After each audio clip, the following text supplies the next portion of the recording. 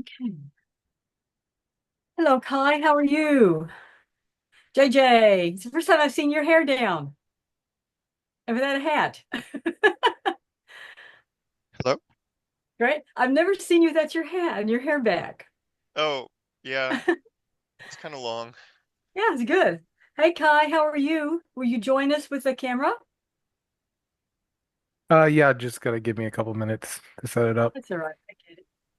And Kai, just so you know, Froda, Kai is a graduating senior this semester, and he worked on the project for we did the kind of all the web work, most of the web work on the project. Oh, okay. Good coder. And he's in my digital storytelling class. He had me two classes, the poor thing. It's It like, was oh, fun. It was I'm so fun. sorry. No, it was fun. No, there was no problem with it. He's just saying that because the grades aren't in yet. Oh, Hi there, dear. Hi there. Yeah, ah, so JJ did a really good job on the why is my interactive camera like future, that? interactive fiction project. Scripted it nicely. Thank you. Hi, Jim. How are you? Hello. Here comes my boyfriend, Rob.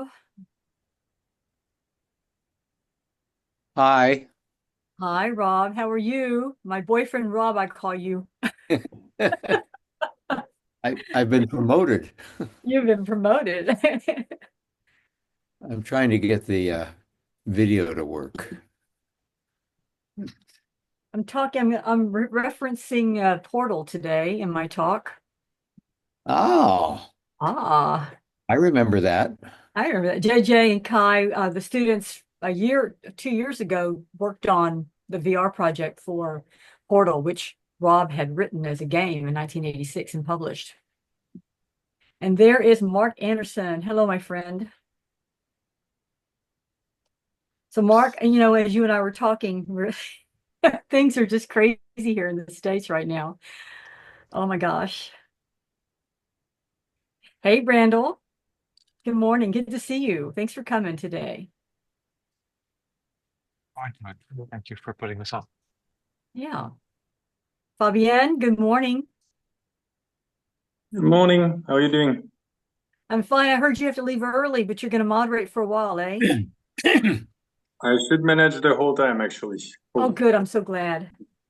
Frodo was feeling under pressure. Ah, He's he's just should Fabian, be back okay. from Fabian, Asia, you're so in Italy, right? No, Yes, Pizza. slightly cooler background than normal. I'm only a Yeah, little bit offended, but it's okay. you will look out for the tower. I hear it's a bit dangerous. Carl, Not good going to the morning. tower.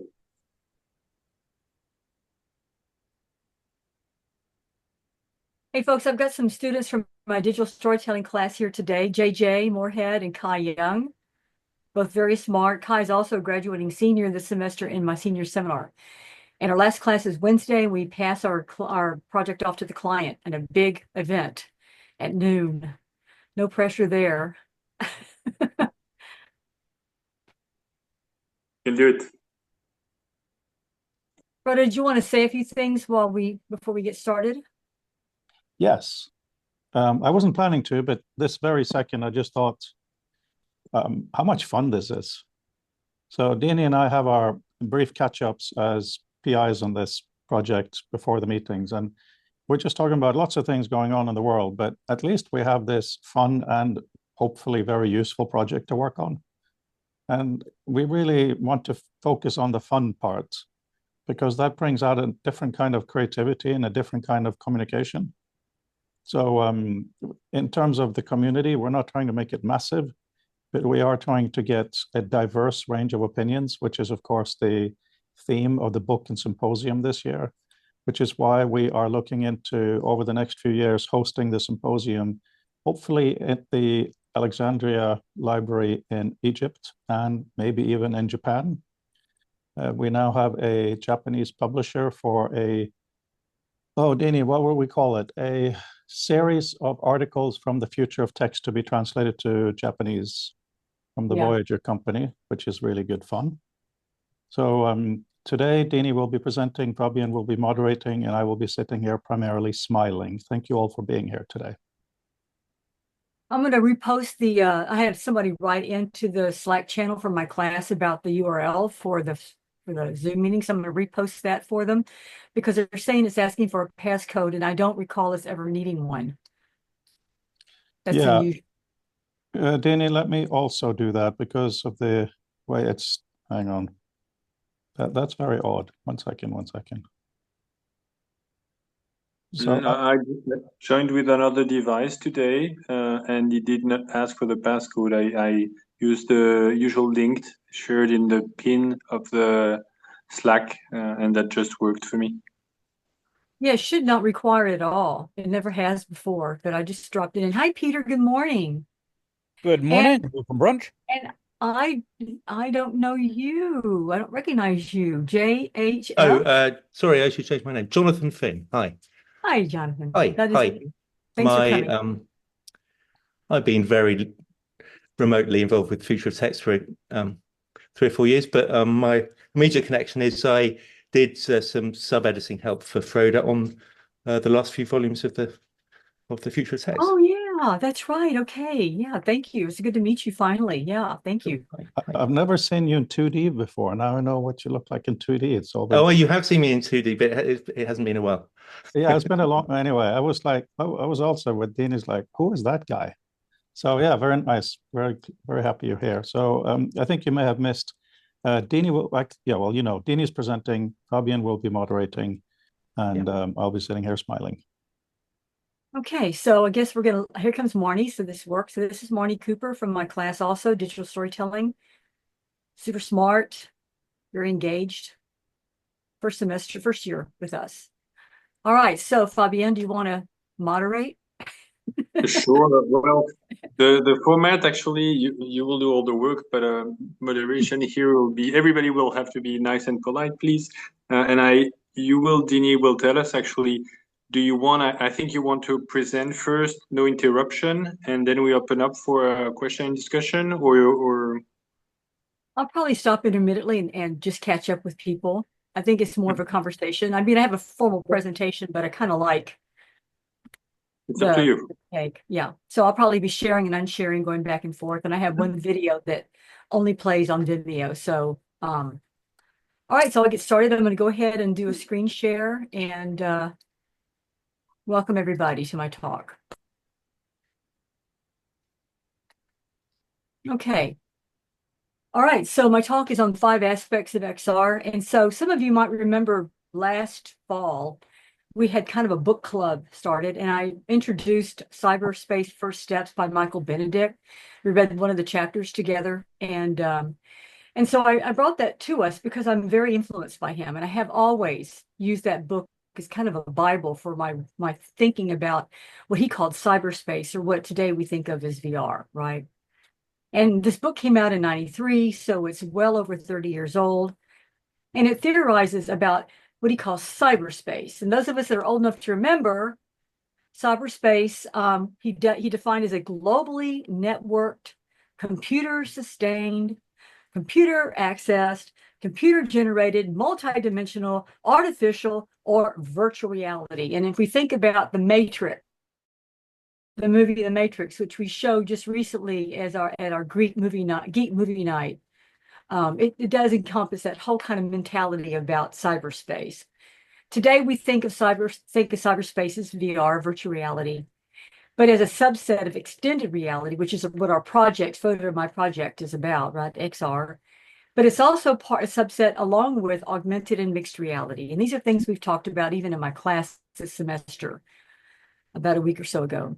At the core of the book, though, what I really find interesting about Benedict's interest is his interest in the relationship between the behaviors of physical space and cyberspace, which is what I'm really focused on. I really think that's the thing to think about. And he organizes his thoughts, though, let me go to the next slide, into rules and principles. I'm not going to sit here and go through every one of these one by one, but just I think it's worth looking at them.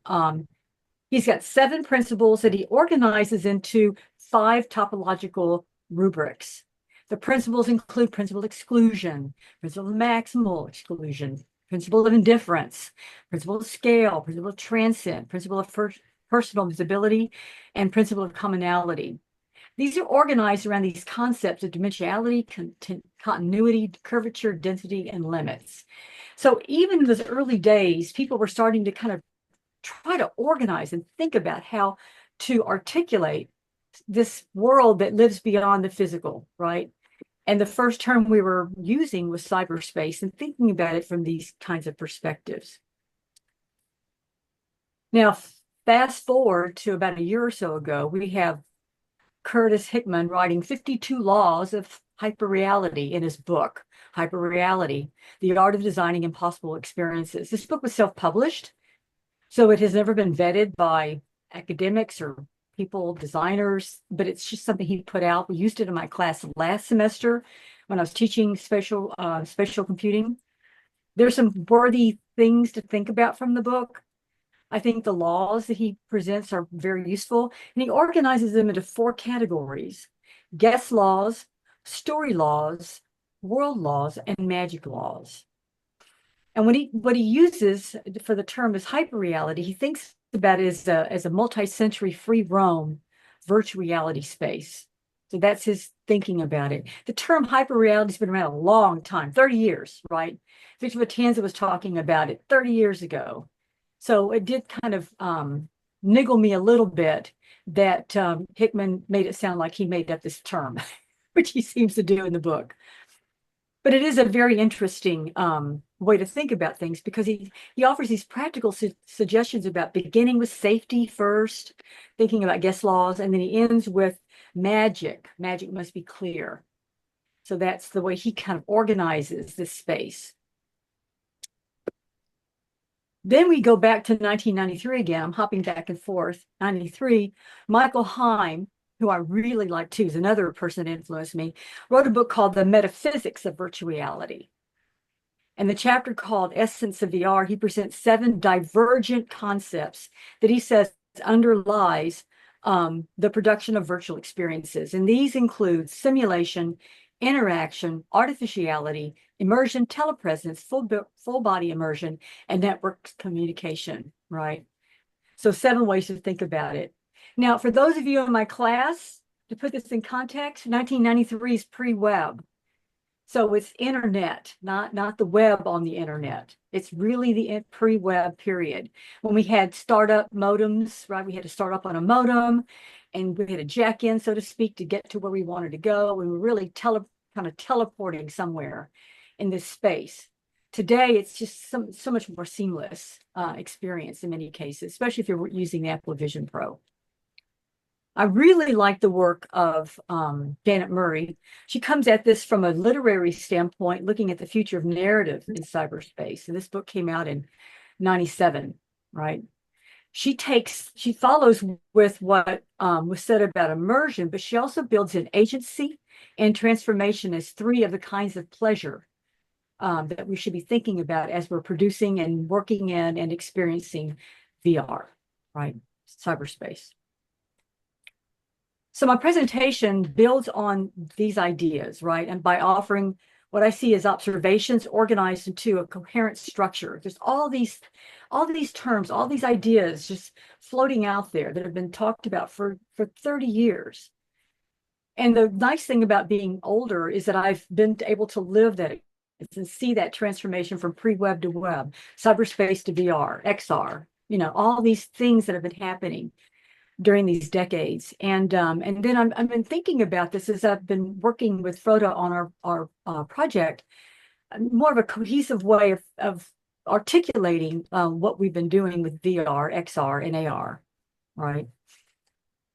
So, and my experience comes out of 30 years of dwelling and developing MOO environments, which I presented to my students a week ago, building holodeck experiences with sensor-based technologies, which I talked about, developing XR projects for museums and libraries, the next being one of them, co-leading the future of text and XR with Froda, and finally conceptualizing the visualization of physical historical artifacts in the next. So I'm drawing upon a long history of experiences going from ASCII environments when you had to use a modem to log on to just putting on the app of Vision Pro and going straight into a VR space. Okay, I'm going to stop here for a second and see if there's questions or comments, opposing viewpoints. Anybody want to say anything? You're agreeing with me? No. I always agree with you, Dene. No. It was a really fascinating overview, so thank you for that. No probing questions yet from this side of the pond. Okay. Randall. One thing that Can I make an observation? Yes, Jonathan, please. Just, I mean, I don't know if this is a cliche or not, but it is something when I wrote an article for one of Froda's volumes, I made the point that the desktop environment of, Windows and Mac is explicitly a form of virtual reality. No one seems to say that, but that's precisely what it is, and that's actually explicitly what the term is meant to mean. It's just because it's obviously a little bit crude and somewhat 2D, although there was always an attempt at 3D. But people, in my experience, informally, I mean, I haven't read those volumes, but people don't seem to actually make that point. But am I wrong, or is this widely recognised as an early form? Well, of I'm going to talk about that in my next slide. Okay, fantastic. That's my first slide actually in this section. So yeah, thanks for bringing that up, because I do see a distinction, but I think the distinction might be a little bit different than what you're thinking, and I'm not disagreeing with you. Mark, thank you. Bless you, Mark. For those of you that are new to this environment, Mark Anderson is the historian of our group and has always making things available to us. So if you look at his chat, you'll see stuff. He'll post things in there. Yeah, Peter, I think you and I have been reading the same things for years. Yeah, and Carl, we can call a whole lot of stuff VR, but muddying the term may not be helpful. So, all right, let me go ahead and continue with my talk then. And maybe this will answer respond to you, Jonathan. Okay. All right, so I love philosophy, and I studied it from ancient Greek perspective, right? Plato and Aristotle when I was working on my PhD years ago and studying ancient Greek. So I'm coming at this from a more of a philosophical perspective, organizing it through the 5 branches of metaphysics. So following Heim a little bit, Benedict a little bit. Number 1 aspect is ontology. And for those of you who are unfamiliar, I'm guessing my students haven't taken philosophy classes since we don't offer them at the university anymore. Ontology is the nature of virtuality, the nature of a thing, right? What something is. And my response to that is that all virtual objects are digital. They start their lives as digital objects, but not all digital objects are virtual. So this might, Jonathan might answer what I'm talking about here. So Benedict reminds us that virtual reality is a place and a mode of being. And that's directly from his book, page 130, right? At its essence, it's formed out of digital technologies. We require a computer, as you mentioned, Jonathan, to be able to do it. Headsets of some sort, or glasses, some sort of augmented head perception technology. It's experienced in a 3-dimensional world of action and interaction. It's real key to what he talks about. At the heart of what he's saying is that all objects are digital. All objects are digital that we're using on the computer. And conversely, not all digital objects are virtual. So if you're looking at this slide, you see that this is the Word document that my students produced together using the Google Doc. They're using Google Doc originally for the video, for the VR project they were building, right? So the actual dialogue that they were writing happened in a Word document or a Google document translated to Word that eventually ended up in this project. So let me show you this.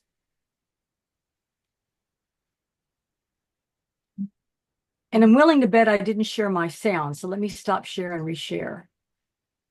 It's always a bugaboo, right? Zoom, where are you?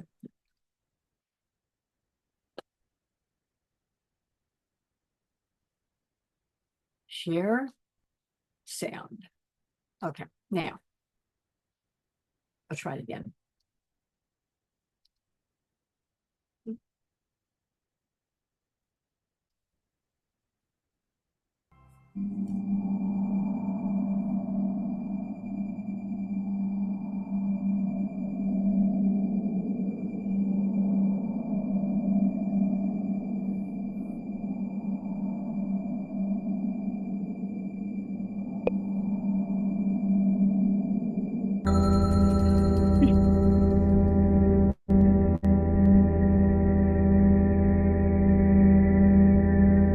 Querying Earth frequencies. Alert. Mission control unresponsive.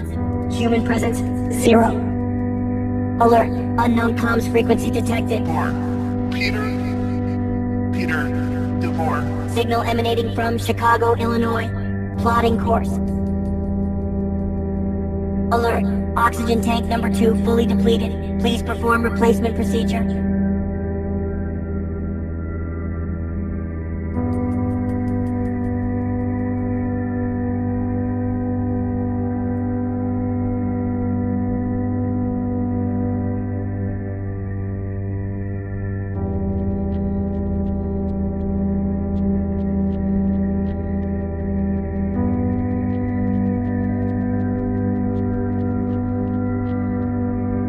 Oxygen levels nominal, proceeding uncharted course. Now beginning landing sequence. Alert. Unexpected atmospheric disturbance. Solar sail propulsion offline. Brace for impact. Okay, so Benedict says that, you know, we should have a three-dimensional component for VR, and you can see that that happens in this environment that this video documentation of the game portal that the students built for Rob Sweigert's portal. But the three-dimensional aspect does not exist in the level 1 dialogue that we built in the Macintosh environment of the Google Doc, right? What was interesting too is our navigation is constrained within the frame of the computer screen, right? So talking what you were saying, Jonathan, the screen kind of limits me what I can do, right?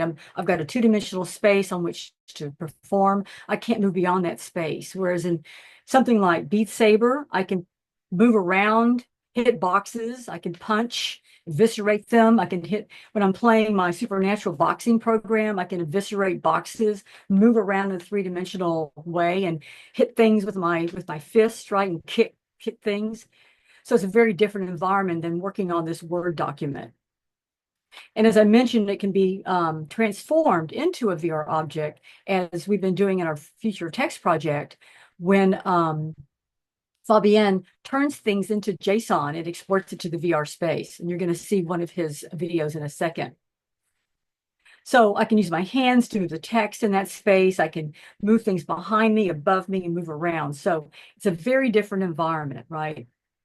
In all cases, the Word documents that we're building, you know, are inherently virtual, but only render or can inherently have virtual experiences, but they have to be rendered through for digital-based action specifically for virtual, right? They have the potential of virtual, but they're not themselves virtual objects.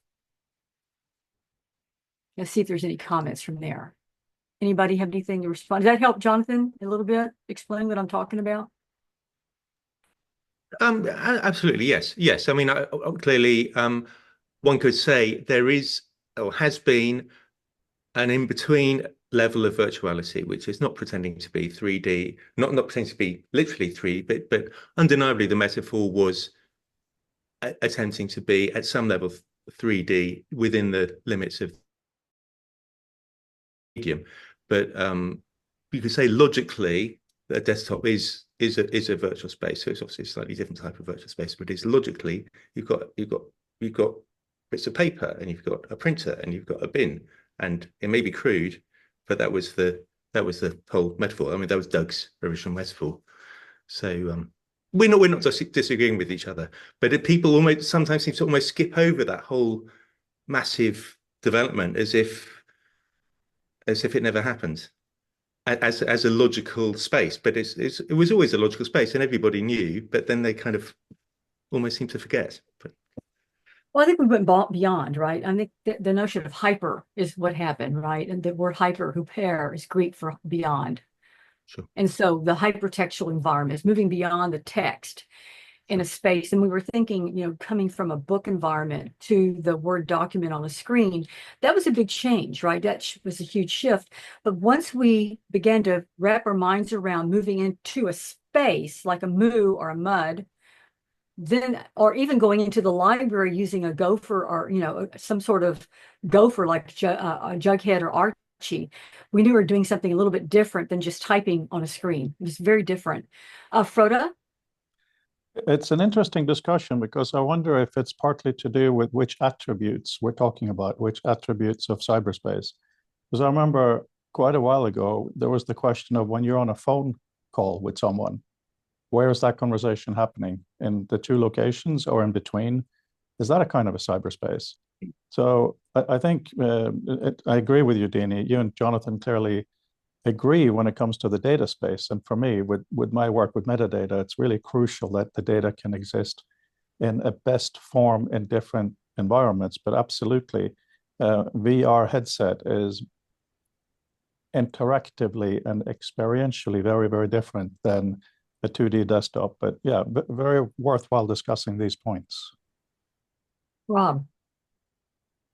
I'm wondering about text as in various phase shifts. It started out as solid. You put text on a tablet or some kind of physical object. When we got when I got my first computer and I could edit text, it became kind of liquid. I could move it around and it would pour into the shape of the container. And I think when we get into cyberspace, it becomes gaseous. It's like speech. There's another phase shift there. So maybe cyberspace or virtual reality is more like a plasma than a gaseous form. But each phase shift adds a dimension to text. Can I respond to that? And we'll go to Froda. I think that's what I'm saying. I mean, there's been so many people trying to talk about this space. There's just so many theories and ideas, and just putting them in some sort of branch of metaphysics. Like, what's the ontology? What is something? When is something virtual? We can't have virtual, like a virtual reality environment without digital technology, but not all digital objects. So just to finalize that thought, when I was taking archival classes in digital archiving, it was interesting through the Society of American Archivists. And what was interesting about it is they kept talking about, archiving email, archiving, I don't know, PDFs, all these things. And I'm thinking, finally, I raised my hand in a class and I said, are we ever going to talk about archiving like VR or, electronic literature or, a game? And oh, that's not what we're talking about. We're not going to talk about that. I was like, okay, well, that's what I'm talking about. And it's very different. It's very different, the processes that it takes. Froda? You're muted. Yeah, I am. That was fun. My philosophy that I started with way back in the 90s is based on around the notion of liquid information, Rob. So that was fun to see. And one of the aspects that came out of thinking about this in many, many circles is there's a difference between what it is and what you are in it, which I think is one of the big things Dene is talking about today. What is liquid information? Yeah, all kinds of interesting things. But what is more interesting is for you to become liquid in your information, which is a very different aspect. And just really briefly, Tom here is talking about desks. One thing that I've noticed is trying to bring some of the physical into the virtual, like architects' desks at an angle were really, really good because you didn't have to crane your neck and all of that stuff. So the thing Dene is talking about with mixed realities, has so many amazingly exciting attributes. We definitely don't want to throw any kind of baby out with any kind of bathwater. Anyway, thanks for that. I will mute again. And Peter. Okay, also I want to touch on Benedictine cyberspaces, and that also came out of Cyberspace First Steps. And that was the notion that the dimensions themselves could be an active space, that a point in space could represent a data query into a series of unfoldable dimensions. So you might start with just three. You might map front back to time, left right to size of document, up down to a set of individual authors. And by moving a data probe to one point within that three-dimensional space, that would represent a query for all documents that correspond to the three attributes representing that position in space. And then you could unfold it, opening up another three-dimensional space, picking three more arbitrary dimensions, possibly number of revisions, number of lines of code within the document, or whatever you wanted to do. But Benedict's notion there was that you'd be able to layer dimensions and selectively unfold them to explore really high-dimensional spaces and not just be wedded to, okay, we're in our three-dimensional cyberspace, and all we're doing is mapping our three spatial dimensions from real life into the virtual world. Instead, we can choose what the dimensions are going to be. We can choose the scaling of the dimensions. We can choose whether they're going to represent continuous values or discrete values. Yeah. Yeah, I want to say that the book is this thick and about this much of it deals with exactly what we're talking about. So he really focuses a lot on from like 119 to 188. The big bulk of the book are these concepts, right? So, and he talks a lot about the dimensionality, exactly like what you're discussing. I see, I didn't welcome Tom. Thank you, Tom, for being here. And I just saw that Carl is here. Hey, Carl. So I'm going to go ahead and continue. So let me do screen share again. I'll go to the next aspect. All right. So the second one is teleology, the purpose of virtual reality. And I would say along those lines, the virtual world has the potential to re-envision the physical world in new ways. And by that, I mean that Newton's laws of motion include inertia, force, and action and reaction. Put simply, in the physical world, a ball doesn't move unless it's caused to, right? And when it does move, it will move along a straight line unless some force impedes its course of action. Additionally, the speed at which it moves is determined by the mass of the object exerting the force on it. And finally, the amount of force exerted on a physical object results in an equal and opposite force on the object exerting the force. So that's the laws of motion, right? But in virtual space, a ball does not need to respond to force in the same way. It could very well, if it's tossed forward, zigzag, blow backwards. It can do whatever it wants. It could exhibit speed different from what was exerted on it. It could cause no force on the object at all that cause it to move. In fact, the other laws of the physical world, like the law of universal gravitation, Kepler's laws of planetary gravitation, Archimedes' principle, and others, do not have to hold in virtual space. Put simply, the virtual world does not need to follow the laws of the physical world.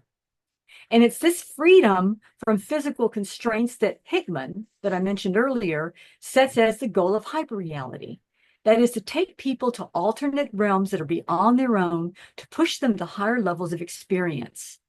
He cautions designers, however, that laws can, and should be broken, but only if they're understood and worth the cost of doing so. I want to show this future of text demonstration that Fabienne put in our Slack channel as an example of how we can go beyond the physical in this virtual space.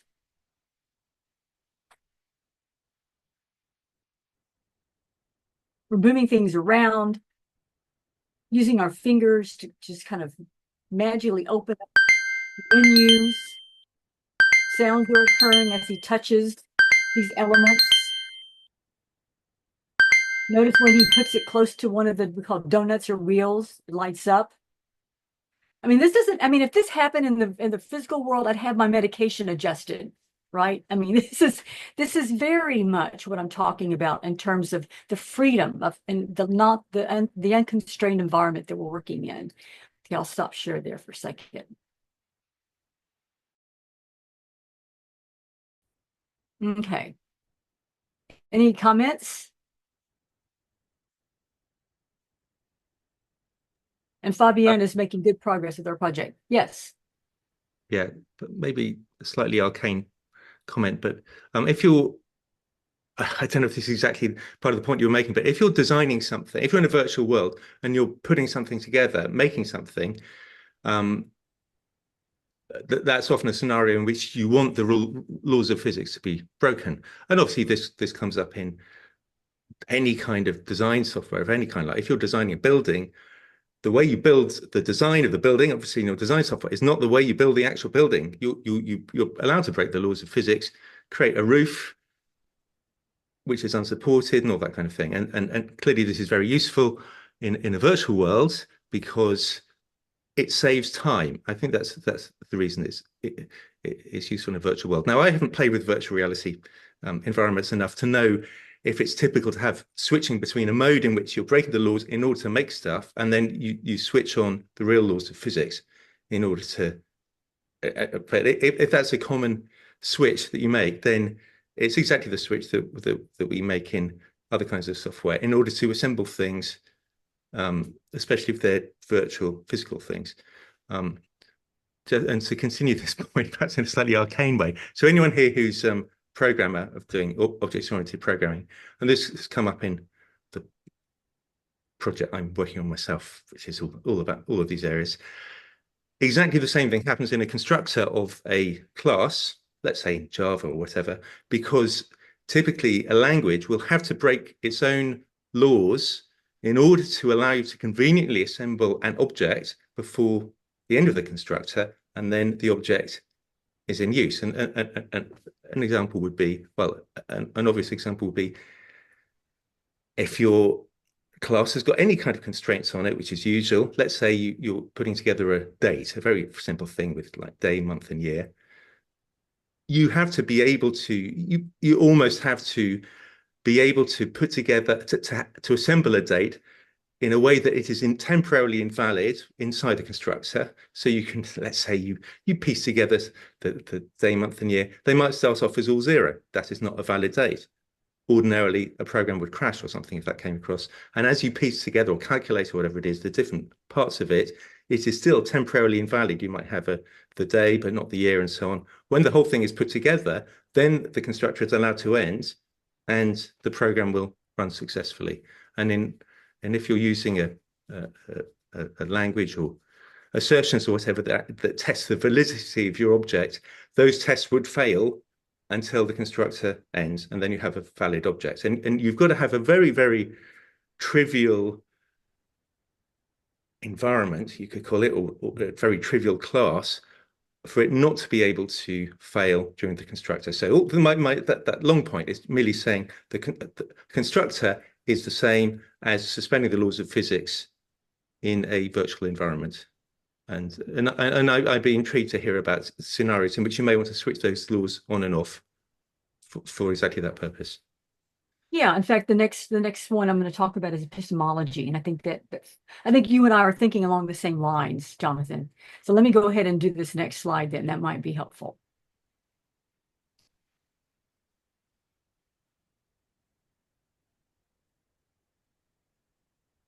So the next one is epistemology, right? Number 3, knowledge in virtual space. And I would argue that knowledge acquisition is not limited to experiences with physical objects in physical space. I think that's kind of a no-brainer, right? And we gain knowledge of the world around us in a variety of ways, including observations using our senses, an approach that we generally think of as empiricism. This means we come to know a thing through experiencing it. Right? The forms it takes, the features and behaviors. Aristotle divides this into 4 different categories, right?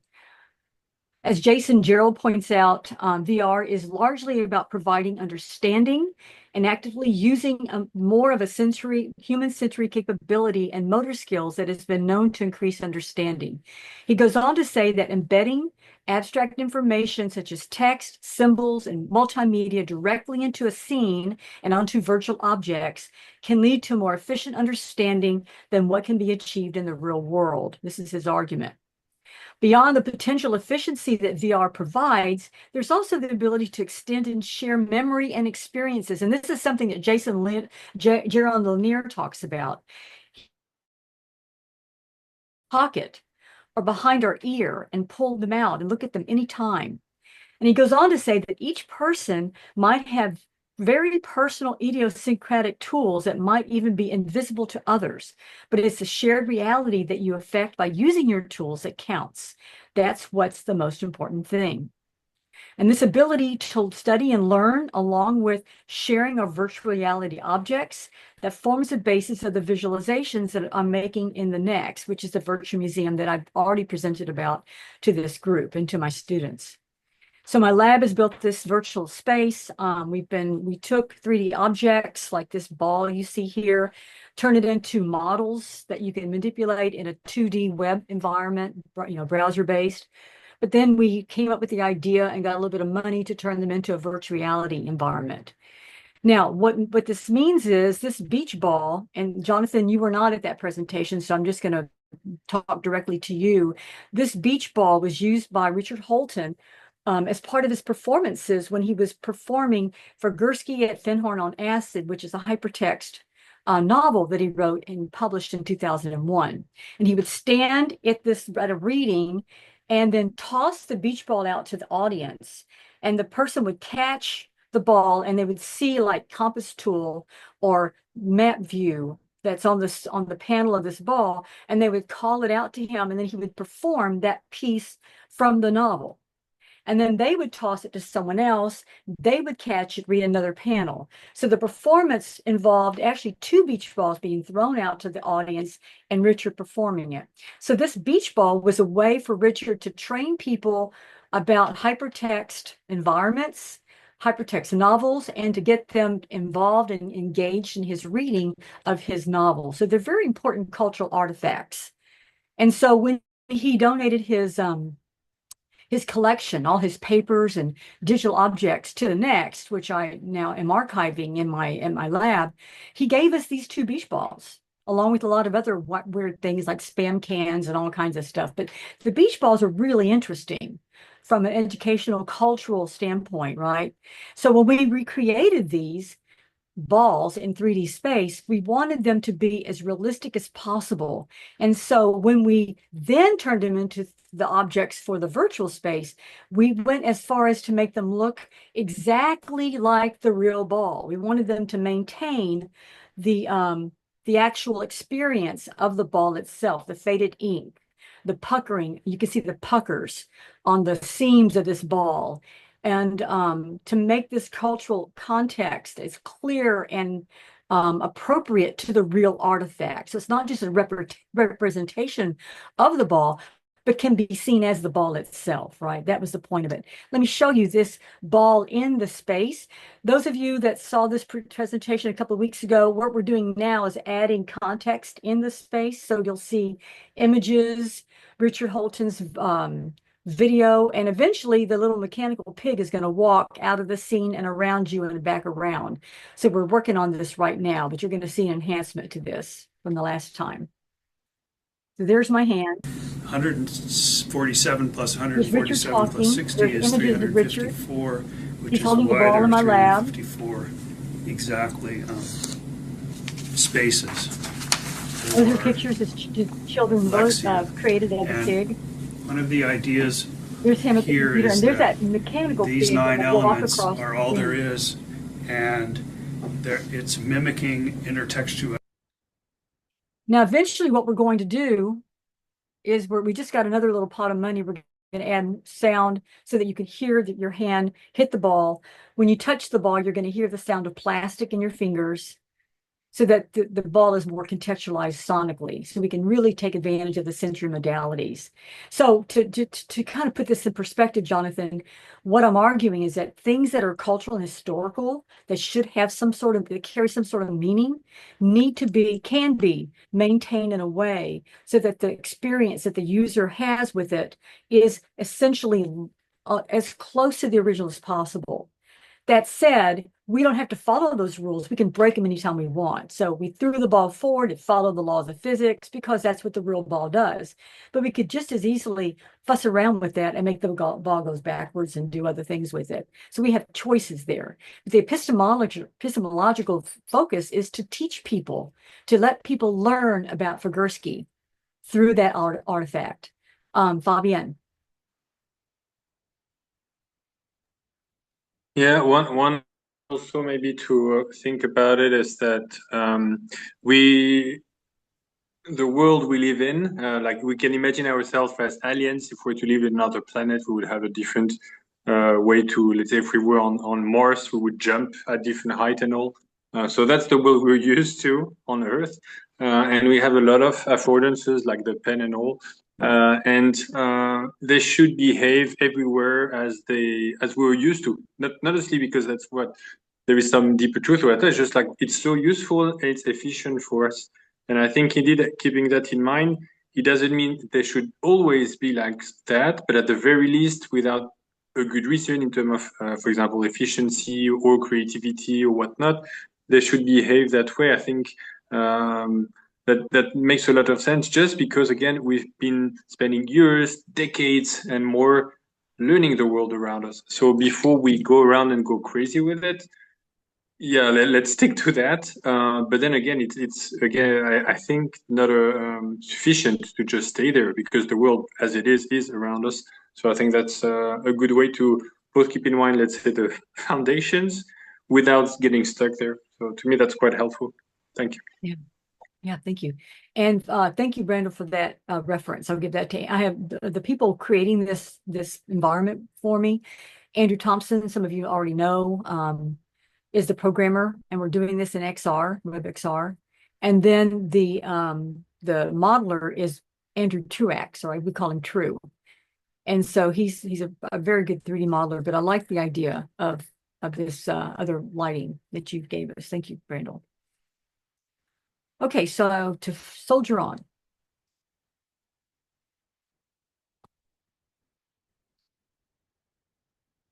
So the fourth aspect is moral principles, right? The principles of virtual reality.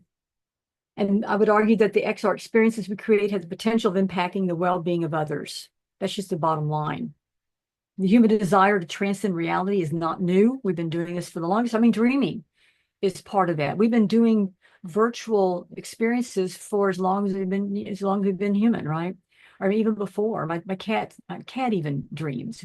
I can hear him responding to something in his sleep.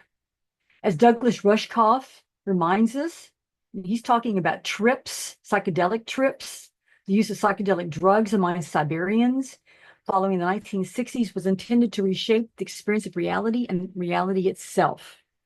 Non-drug analogs, alternatives to the computer-based VR experience of dreaming, meditation, and other intellectual and conscious-inspired experiences that induce us to change a sense of reality, to move us, to change sensation, change us from the ordinary state of mind.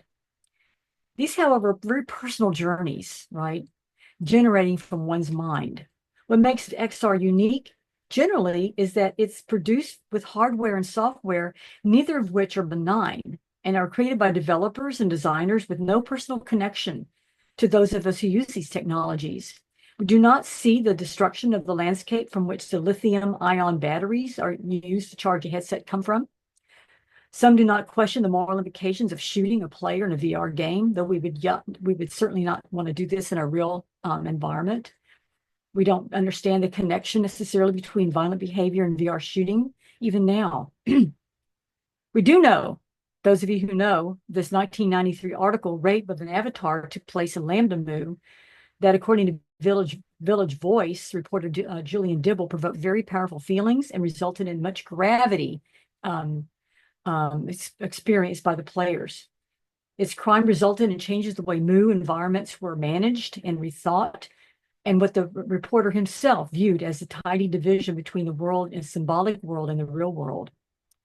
From my own perspective, you can see this little ASCII art rendering of TW Mu. This was what I was producing lots of ASCII art for my Mu for Texas Women's University back in the day, circa 1997. And you could see pioneer woman there. So when my students would teleport into TWMU, they would be met by this image, but the pioneer woman was a bot that I programmed to speak and interact with anybody that landed. So a student would land into the Mu space, and the pioneer woman would immediately say, "Hi, oh, you must be new here. Do you need some help?"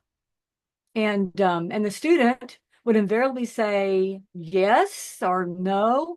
If they said yes, she would continue talking in a various vein, like, where do you want to go? What can I help you with? If they said no, she said, okay, well, thank you. I'm glad to see you. Come back, and ask me any question you want. And so students can actually have a very in-depth conversation with the pioneer woman, to the point where they were surprised to find out it wasn't really somebody in there, and that was not an avatar, that it was a bot, right? And so the ethics of having them interact with a bot, thinking it was a human, was something I thought about early on. So I had her introduce herself. Once I realized this was happening, introduce herself as a bot, so they knew they weren't talking to a human being. All right. There were other moves that did not do that and caused a great deal of consternation amongst new people in new environments. But the more, I'd say, graver example is this rape in cyberspace. And if you don't know about it, it took place at Lambda Mu in 93. A person teleported in as an avatar, and that avatar raped the avatar of another person. And the people inside the Mu environment could not stop it. And it was like a little subroutine that wouldn't stop, and it was hacked very expertly. Anyway, it was the question that arose out of this: was it rape? I mean, can you rape an avatar? Can avatars rape each other? And what Julian Dibble and others later, what we decided later as we became more and more used to these environments, is that something did happen, and it did profoundly affect the person that this happened to. Even though it happened to her avatar, it did change the way she thought about herself, the world around her, new environments, and it did change the way we dealt with moves, right? We began to lock down our moves more readily. Let's see if I can stop my share. Okay, let's go back. My cursor disappeared. My cursor's disappeared. Here it is. Give me a second. I'm going to stop for a second. There we go. All right. Comments about that? No? Disagree? Agree? Okay, all right. You're bringing up some deep issues. It's going to take us a couple of weeks to come up with thoughts. So, yeah, thanks, Dene. Nothing immediately reactive. Okay, all right. A quick comment actually on this specifically. Thomas Metzinger, also a German philosopher, wrote a little bit about this and on virtual beings and the risk of what if we make artificial consciousness? What if we raise virtual beings? Just for example, there are a ton of simulations we do now with virtual ends. It's just like to simulate the path between two different, like a handheld and a source of food, which is very useful for optimization and wayfinding and all this. But what if we reach a point in that it's not even an avatar, it's not even a boat, but the boat itself has feelings? So it is indeed right now. I would argue that it's not necessarily a problem. The problem here, though, that did happen with somebody with an avatar that evoked a really strong and negative emotional reaction. To me, that's pretty terrible. It's not negotiable. It did happen, so this is it, and this must be prevented. Which also means as soon as you do something networked or social, you need some ways, not necessarily to police the environment, but to have people like responsible or administrator or even people participating to the event being able to indeed stop such things like behavior that everybody deems negative. But yeah, it is starting to be questioned that not just must be thought of for us, but really make decision on, do we need moderation everywhere? It doesn't mean how to do moderation, but moderation tools at least. I think the answer in most cases is yes. But yeah, the work of Thomas Metzinger for me is quite interesting. It's provocative in that sense of, okay, what is what is the virtual when also emotions got into the picture by the being itself. So I think it's worth it. And his position, I believe, is that if there is such a risk, better not rush, better be mindful and considerate, and until there is a kind of a global conclusion that there is no such risk, and it's just, let's say, I was going to say just electrons colliding, and then there is but that is emotions. That's how we feel, so that wouldn't work. But if we agree together as a society, there is no such risk, then we can like march forward. But until then, maybe precautionary principle is the best. But yeah, he published on the topic or in similar topics. So I think We have Brandel and Carl. Thinking about the sort of the contrast between your greater as plausibly human versus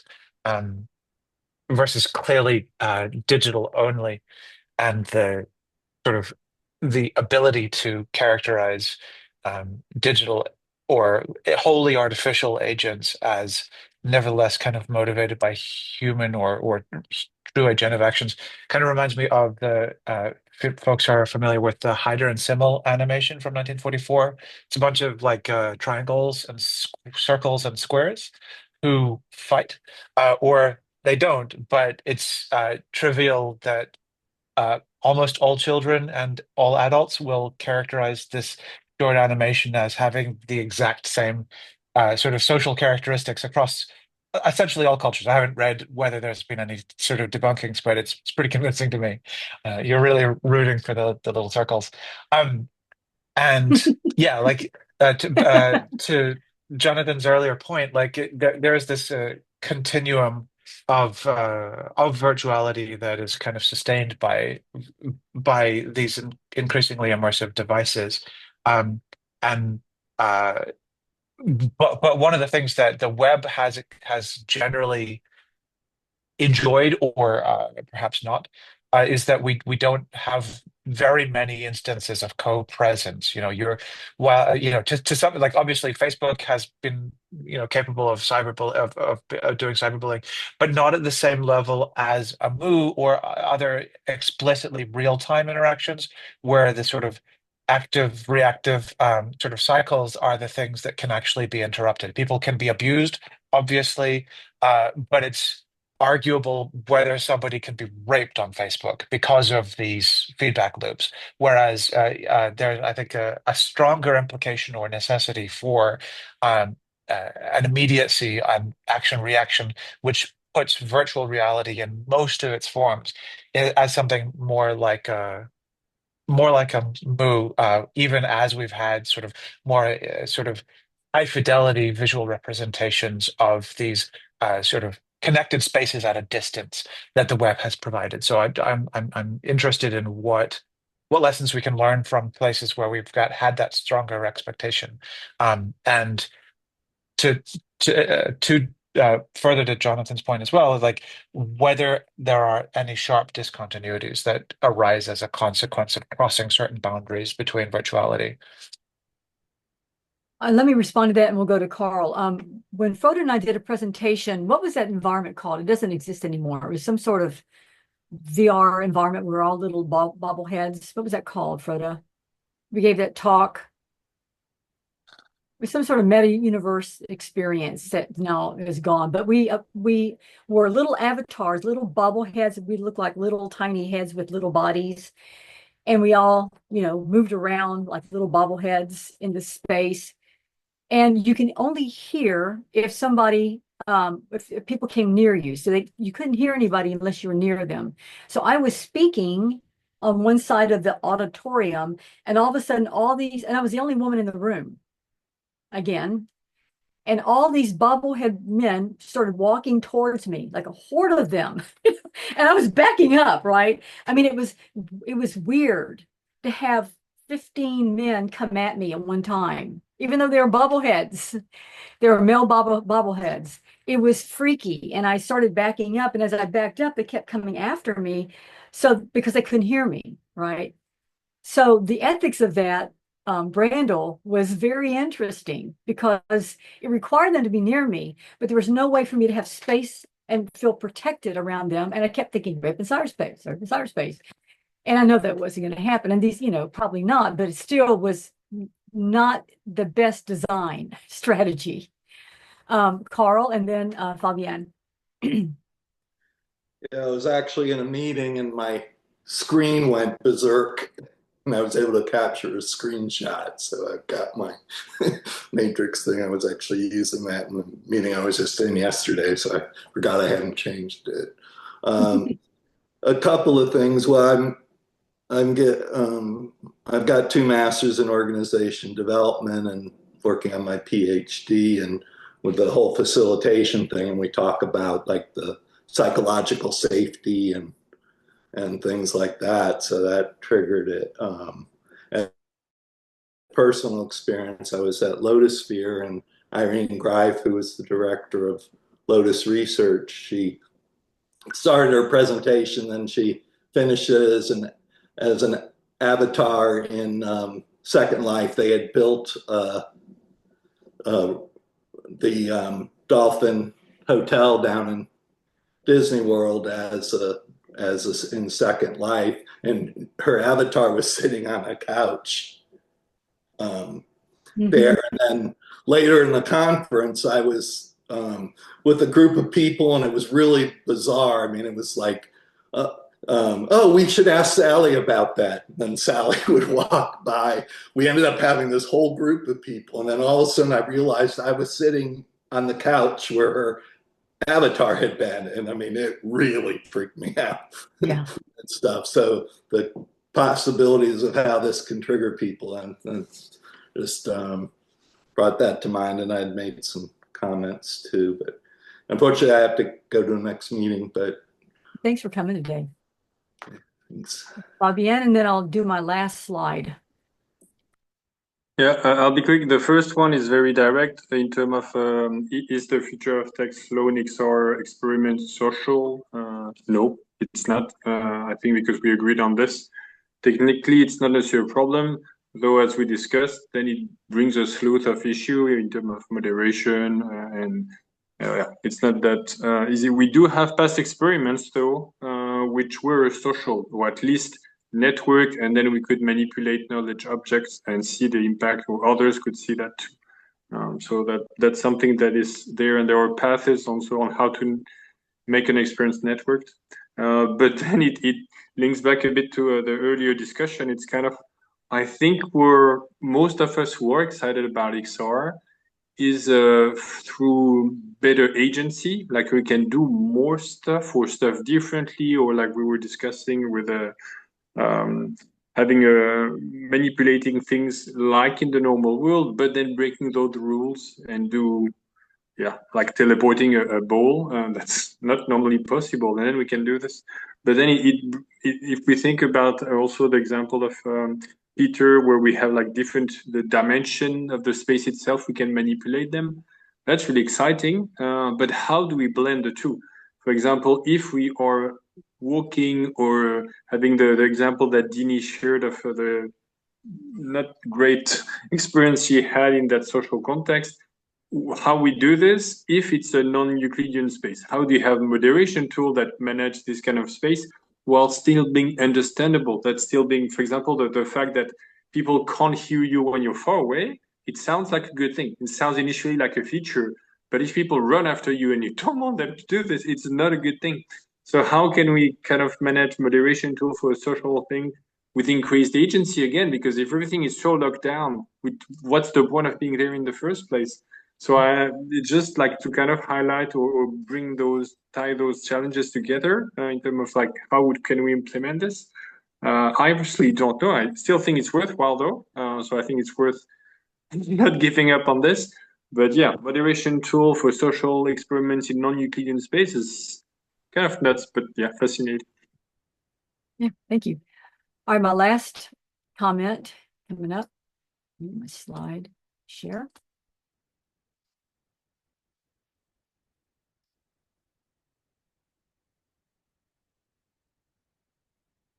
So the fifth one is aesthetics. So the fifth branch of metaphysics is aesthetics. beauty and virtual reality. For me, my comment about that is virtual reality has the power to transform human perception, right? Janet Murray talks about computers as liminal objects located on the threshold between external reality and our own minds. She goes on later to suggest that VR experiences that immerse and so induce a deep state of absorption by an immersive environment puts the user in a threshold state filled with real sensation and emotion for imaginary objects. And this connects to what we were just talking about earlier and what you were saying, Fabienne. VR offers us the potential to exercise a creative faculty when we actively create belief, right? And so one way VR can impact perception and invite creative leaps is through synesthesia. This number 5, I could probably write an entire book on, right? So I'm just going to pick on synesthesia as a starting point.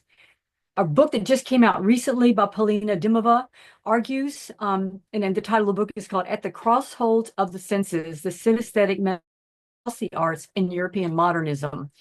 That's a mouthful. But she argues that synesthesia, that is the confusion or conflation of the senses, where one sense is experienced or described in terms of another, can provoke introspection and influence emotional states and potentially a sensory strategy for creating multimedia art.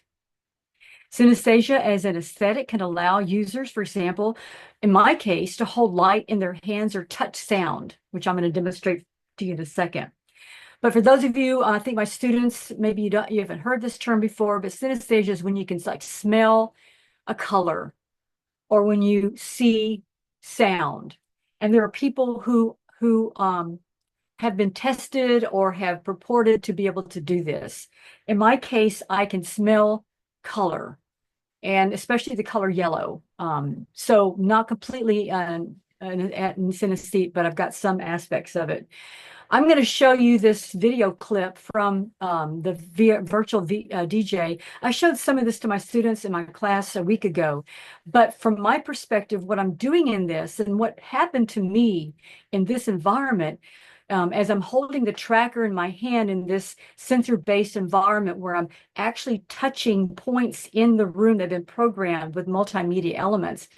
When I touch a place in the space where I'm evoking light, it's almost as if I'm touching light. I'm holding light in my hands, and you can see my face or you can see my response when this happens. And when I move the tracker in a different place, I'm moving it towards sound. I can touch sound. So this haptic experience with light and sound, this touch and haptic experience is transformative. And it took me in a lot of different directions with my work later. So let me just show a piece of this to you. Oh, hang on a second. Let me go here. I got to go to the... For some reason, this wasn't working for the slideshow. Here it is here. Can you see that, everybody? So this is Steve Gibson and I performing Virtual DJ at Clark College in 2007. And all those elements are being evoked through that tracker I'm holding in my hand.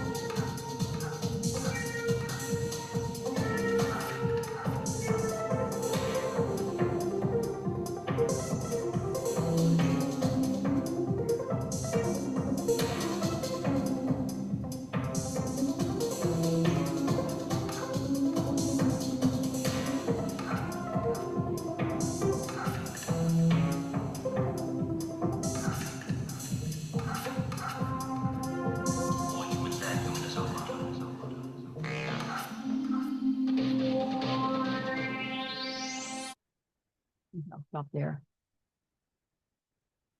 in performing that, all these elements, the sound and lights, they were being done in the moment, right? And Steve was handling the bass and drums, and I was doing the melody. And we're playing together. And we could play any melody we wanted, depending on where we stood and where we put the tracker, right? And so I could evoke that every light you saw, I was creating, or he was creating with our trackers. And it was as if we were touching light, it was touching sound. And it was just a mind-boggling experience. And what would happen at this particular performance, we then stopped and we let the audience come and play in the environment. And we could have up to 4 people in there at the same time, creating this experience. And every person that walked out of there, just their minds were blown. It's like, oh my God, I just touched light. And everybody was walking out having had their senses crossed in this environment. And that to me is a beautiful thing, right? That's part of what I see as beauty of VR. It can cross up your senses, create new experiences, new emotional experiences, new visual experience, new sensory experiences through this environment. There's a lot to be said about aesthetics and beauty. Think of aesthetics in my own teaching. In my department, we teach UX UI, and we have a course on that John Barber has taught in the past. I prefer to think about things in terms of not just usability, but also the way in which people can delight and be transformed by the experience. For me, that's beauty. So I'm going to end my discussion here. It's a little bit past an hour, so we'll just take it off. Thank you. Thanks so much, Dene. Great presentation. What, Peter? Thanks so much, Dene. Great presentation. Thank you. Yes, Rob. I'm intrigued by it because the sound and the movement is really compelling, and it makes a real kind of sense of music. But the video has been edited clearly, and that adds a whole different dimension. That's another point of view that's alternating between close-ups and wide angles and changing where the action is taking place and so on. There's a whole different aesthetic dimension to it. So who did that? So I actually have raw footage. it hasn't been doctored at all. And I do have other performances we've done that have not been touched at all. They're just like shot. So, but yeah, Steve or somebody from Steve's lab, we were working with a $350,000 CFI grant that he had gotten in 2004. And so it was part of that project. And this is what got me into the motion tracking, sensor-based technologies, and took me from moves. I dropped my move as soon as I started this, because it was first I couldn't keep the ports open, the people to teleport in anymore. The university said it was too dangerous. So I moved straight into the sensor-based environment. And then from there went into other things. But yeah, Fabienne. Yeah, to jump actually on that comment, and it's probably going to, I don't have a nice way to say it. The video is probably doing disservice to the experience. I mean, it's of course helpful for us to kind of try to mentally imagine if we were there, or if we were you and holding it. But I'm pretty convinced it has absolutely nothing to do with it. Like you had to be there and do the thing, I guess. I'm saying this naively, candidly, I haven't been there. But it's like when we play or work with those things, none of the videos do it justice. So it's kind of course, we share those videos because I don't, at least, and maybe I think you don't also have a better way, but it's not the same thing. So being edited, of course, you need another layer on top of this. But even when it's unedited, even if it's raw, and I think it's very, especially in the case of synesthesia and this experiment, I guess, I bet it's kind of the sensory action coupling, where you do the thing and you get some feedback from it, and you do it again, and then your mind and body kind of like, oh, this is my new world or reality, and thus I must live with it and make it happen. And then you kind of, indeed, it is literally mind-blowing because that's not how the world normally reacts, but here it does. So I'm sorry, but I think the video can never do justice. The thing doesn't really matter if it's edited or not, just like the same kind of other experiment. Well, the same as your demos. I mean, you demo your work for us, right? And if we don't have the headset on ourselves, we're just watching the video, and it's not the same. So one more point about this: when I was doing that TED Talk in March, what I didn't want to do is have video clips of the VR environment when I was talking about the VR environment. So I paid to take Andrew Thompson with me and have him perform in the live moment.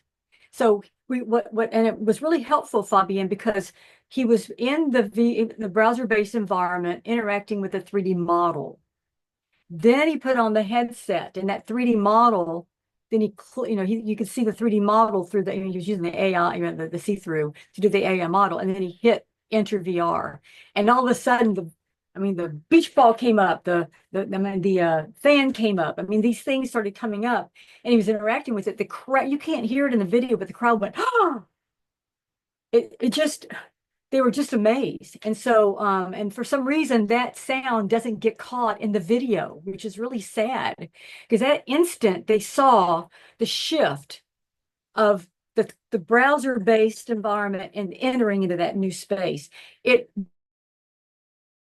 And just one more point about that, the thing that I think is very valuable about that is that always our neural nets are changing, right? They're continually dying and connecting and reforming, and that's just part of the human brain. And so the thing I think is useful in these experiences that take us beyond the normal everyday rote environment that we live on is that it has the potential of creating new neural nets, new connections, new way of seeing things, and take us beyond the norm. And think maybe, I'm hoping, as Frodo and I say, take us to a better place, right? That's the point of it. Brandel and then Fabienne.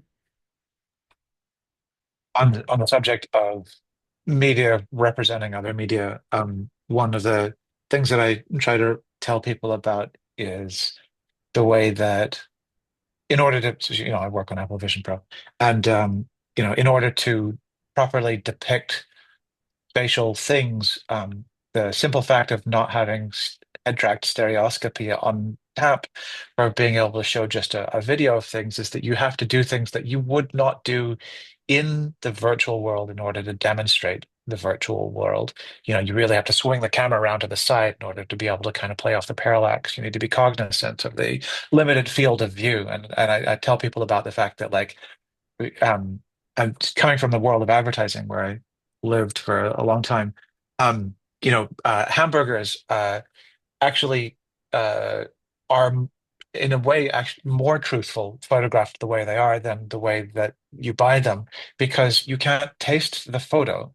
You have to see the pieces of the hamburger that people taste in order to be able to understand it. So even when people say that hamburgers are real and they jump through the hoops, they're still canted at a 30-degree angle in order to be able to kind of show the visual separation of all of those layers that you do have the ability to taste. And we kind of have to do the same thing by compensating for the channels of information, like that sharp feedback lock that virtual reality often entails, in terms of being able to say, like, I do this and then this thing happens and they happen in lockstep. Isn't that amazing? And it feels incredibly ham-handed, but as an inevitable consequence of it. And so sometimes a bad experience is a good demonstration of it, and vice versa. And it's a charming thing to be able to kind of get one's hands around and the dimensions of, so to speak. Brandon, when I had my design company, we would have to do photo shoots of things, and we had some kind of oil-based spray that we spray on the wine glass to make the wine glass look tantalizing. We'd spray food so it looked juicy. We would paint. We'd like color things to make them look better. So you would never put the stuff that you're shooting in your mouth because it's poison. But what it did is it enhanced the look of it in the photograph, because if you photographed it the way it looked, really, it lost its luster. So you had to really vamp it up for photography to make it enticing. So I think about the same thing. It's hyper reality. This is why I think the useful thing that Hickman talks about is we're taking it beyond reality by hyping it up a little bit. Fabienne? So I'm going to do a little bit like a moderator-like question, knowing that we have about 10 minutes left. Whenever I hear either frameworks or set of rules or branch like this, quite often I find it interesting because it helps me to kind of sort my mind, especially when it's a complex topic or something new. So here, when you've proposed those 5 branches, how do we put them to use? Like after we hang up on the call and we go to our daily life, how do you suggest we use this? Is it to like sort existing experience, create new ones, but better? What's the suggestion there once we have understood those 5 points? That's a great question. I think the first thing that came to my mind as I was doing is I was trying to organize things because everybody has their own seven of these, 5 of those, 10 of those. And so these are just basic structures that all of that falls under. So it's a way to kind of think through things philosophically. If you think of ontology, the state of something, what is the thing that it's itness, it's beingness. Ontology comes from the Greek. Ontos is being, to be. So the study of its being, right? At the heart of VR is digital, right? And it is different than an email. It is different, even though email it's different.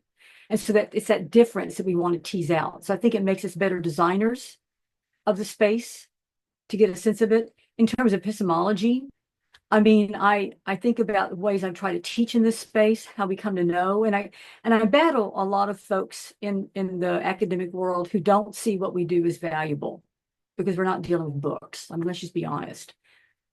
But if you think that learning happens anywhere, it can happen in this space, then we should use it for that reason. If it does something different, we learn differently, that's good. I think that from a moral standpoint, we need to be careful about what we make. I mean, shooter games in VR is not a good idea, unless you're killing boxes maybe. But I'm sincerely, when I'm beating boxes, I mean, I would never beat a human being. I mean, when I'm playing my boxing game in my supernatural project, I would never be boxing another human being. I'm boxing balls as they come at me, right? So I think it makes us think more about our ethics. So I think it helps to kind of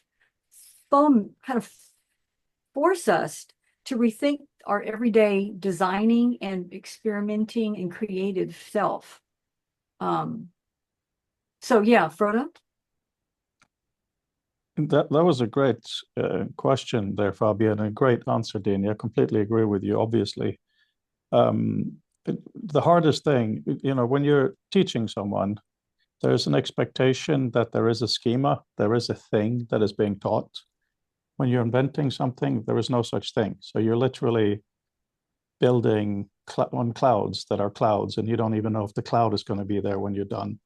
It's very, very difficult. So I think what Dene has done here today is something that at least I will revisit many times because it helps put temporary scaffolding for invention.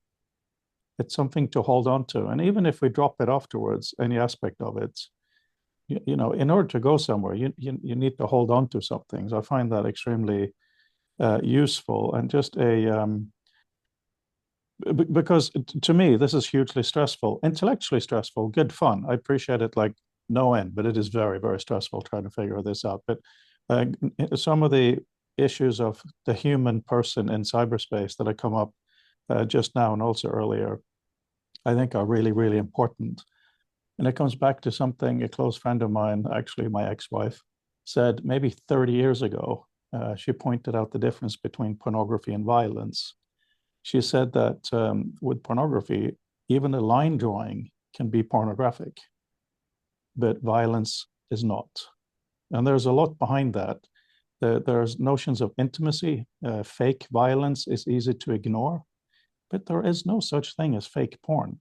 If it is a sexual situation portrayed, that's what it is, right? So the way we perceive different types of human experiences vary enormously by the content, the context, and so on. Dene, when you're talking about shooting games in VR, that's a massive discussion. But if you look at a normal shooting game 2D, nobody's going to get mad if they get shot in the face with a shotgun, which is weird, right? But for very good reasons. If somebody is assaulted, like you referred to earlier, Dene, they have every reason to be upset. These are deeply human issues. We are not disembodied souls in VR.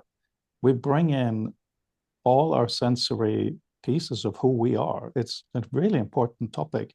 I have no further comments other than to say we must keep talking about it, because as we go more and more into VR, we cannot lose or pretend to lose who we are. So thank you. Yeah, I just say that I think I'm always organizing things in those 5 branches. And I think in terms of, because that sits at the heart of everything we do, right? We can't really, if we think about it, we have a philosophy that underpins what we do, even if we don't recognize what that is. But I'm always trying to put things in some sort of structure in my own self. And then on top of that, I put pedagogy, methodology. So when I'm teaching, I have to think about all these things all the time. But I think by organizing these so many different categories and principles and laws into something a little more philosophically based, we can start to think about them as fundamental to what we do. Anyway, thank you everybody for being here. Thanks students for coming today. It's good to hope it was helpful. And thank you for your support.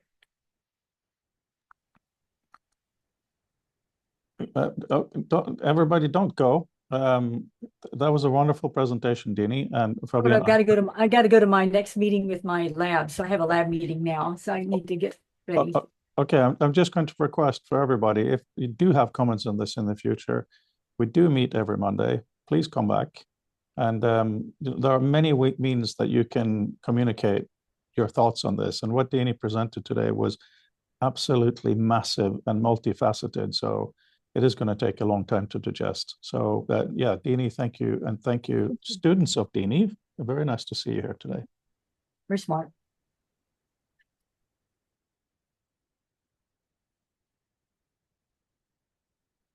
We have 4 minutes left, right, Fabian? 3. And we can solve all the problems of cyberspace in 3.5. So that we're fine, we're good. We are in cyberspace now as well, aren't we, to an extent?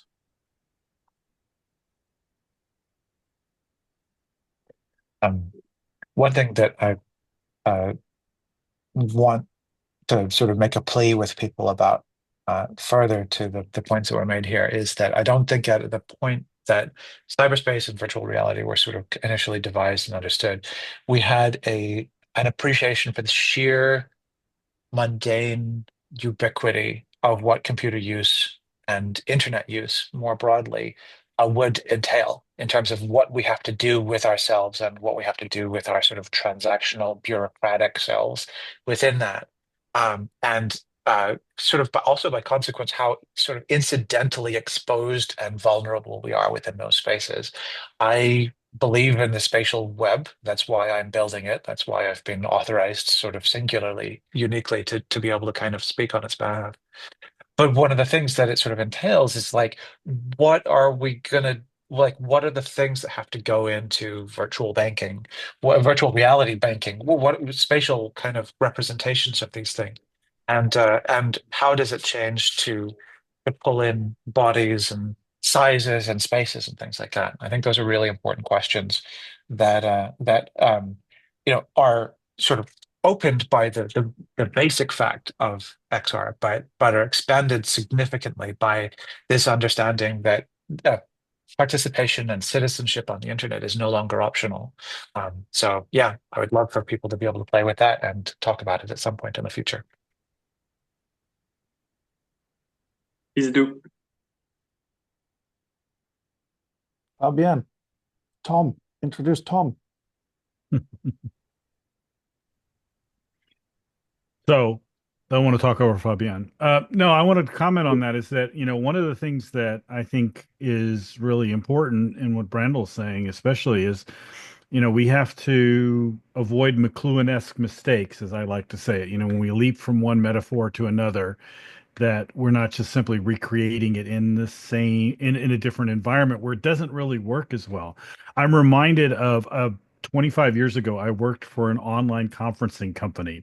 And essentially what they did is they recreated a physical conference in Flash and sold that to organizers.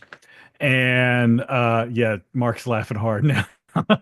um, it worked once, and then it was sort of like, okay, so they had a place where the speakers would do their little speaking stuff. They didn't have any real social interaction, which is obviously the best thing in a conference period. But the speakers would have their little speakers, and they put up papers, and sometimes they do, snippets of video to the extent that bandwidth allowed for that. And then they made money selling to the exhibitor hall. And of course, after you do this once, you discovered everybody went to the speakers and nobody went to the exhibitor hall, at which point the exhibitors stopped paying for it. But I mean, that was a classic. Well, this is the way it works in the real world. Let's just put it up online and it'll work the same way. And the answer was absolutely not. And so, we have to be always mindful as we're transferring things into the virtual world that we not make those same kinds of mistakes, because a Zoom environment works fundamentally differently than us sitting around in a room together at certain levels. At some levels, it works the same, but in other levels, it's very different in terms of the interaction. And I've spent a lot of time working on this in the context of pedagogy and teaching and learning, and actually came up with different 4 different modalities, which is in person, like in a room together with a teacher led or a lecture or whatever, and then informal, where everybody's sort of sitting around in person and sitting in the hallways drinking coffee, talking about stuff, and then in a virtual sense, synchronous like this, and then presentational, where you're basically publishing something essentially for everybody else in the group to read.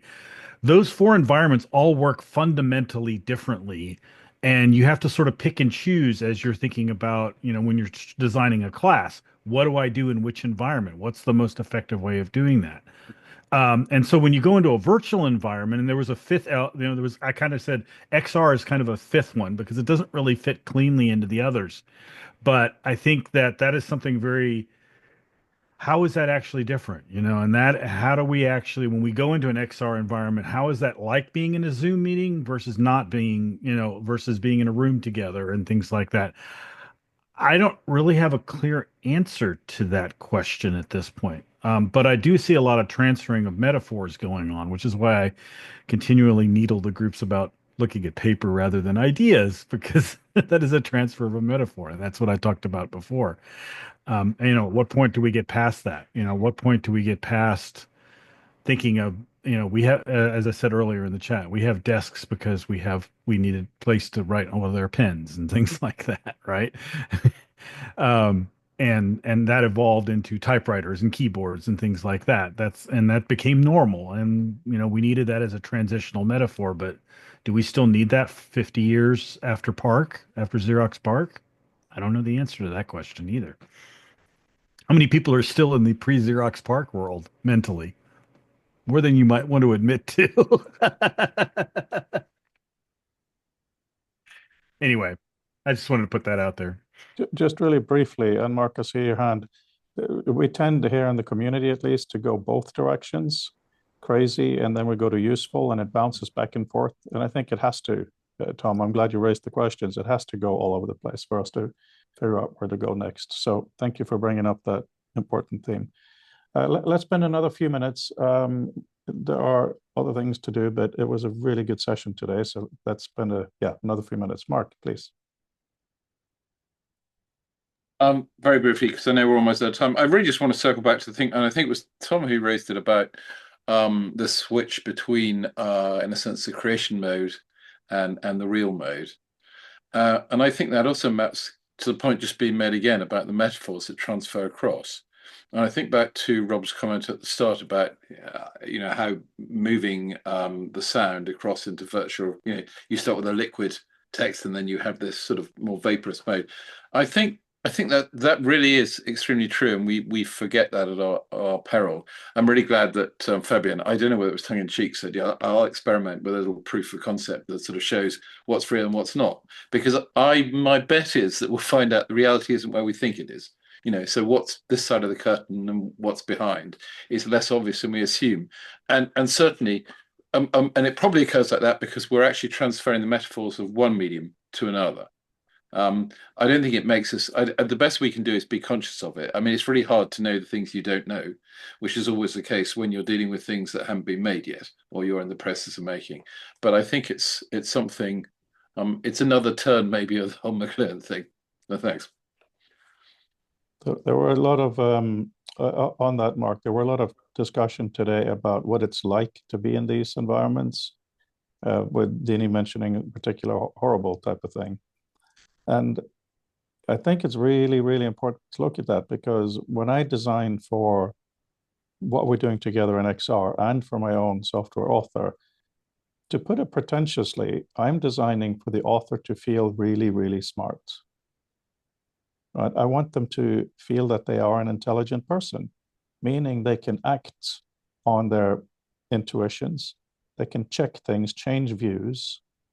So literally an extension of their minds, as we talk about once in a while. Yeah, see you later, Brandel. Thank you for being here today and always. So I think that that level of theater is really, really important. It's something we talk about, of course, with what Fabienne is building. How do we want the tester to feel? But it's also, who do we want the user to feel? You know, if you're building a shoot 'em up, you have very specific ideas of how you want the person to feel. Right. So for us doing intellectual work, knowledge work, connection work, wisdom work, thinking work, mind extending work, I'm very glad we talk about that. And I would love it if you all think about that further and obviously write things down for inclusion in our ongoing work. But now it's 5 past. Great session. And I look forward to Monday week and any given Monday, not any given Sunday. Bye, guys. Bye. Bye-bye.